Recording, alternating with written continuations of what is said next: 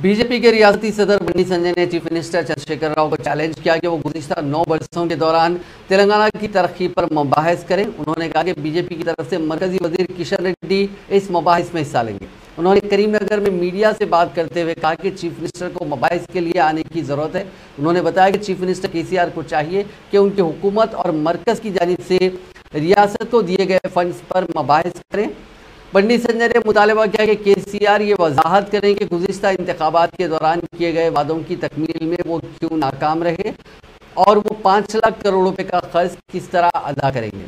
बंडी संजय ने आदा किया कि तेलंगाना में बीजेपी अपने तौर पर इख्तियार में आएगी। उन्होंने वाज़ेह किया कि बीजेपी उन बेहतर स्कीमात को जारी रखेगी जिन पर अमलावरी की जा रही है।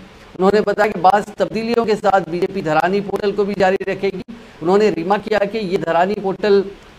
कि ये बेहतर कदम है, ताहम इसका इस्तेमाल केसीआर खानदान के मफादात के लिए किया जा रहा है। धरानी पोर्टल से मसाइल के शिकार अफराद से हम इंसाफ करेंगे।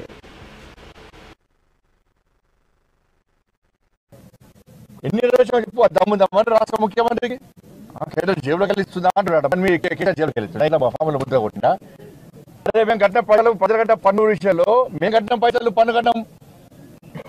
ఎందుకు సంక్షేమ పథకాలు అమలు చేయలేవు? ఎందుకు ఇచ్చిన హామీ నెరవేర్చలేడు? ఎందుకు లపటపాలు చేసిండు? ఎట్లా పుట్టిస్తాడు? ఎందుకు చెప్తలేడు? కరెంట్ ఎందుకు కట్టి ఇస్తున్నాడు? రుణమాఫీ ఎందుకు ఇవ్వలే? ఉద్యోగాలు ఎందుకు ఇస్తున్నాడు? నిరుద్యోగుడు ఎందుకు ఇస్తున్నాడు? దళితులకు 3 ఎకరాలు ఇస్తున్నాడు? దళిత బంధు ఎందుకు ఇస్తున్నాడు? దళిత ముఖ్యమంత్రి ఎందుకు ఇస్తాడు? బీచ్ల పుట్ట ఎందుకు కొడుతున్నాడు? అగ్రవర్ణంలో పేదల పరిస్థితి ఏంది?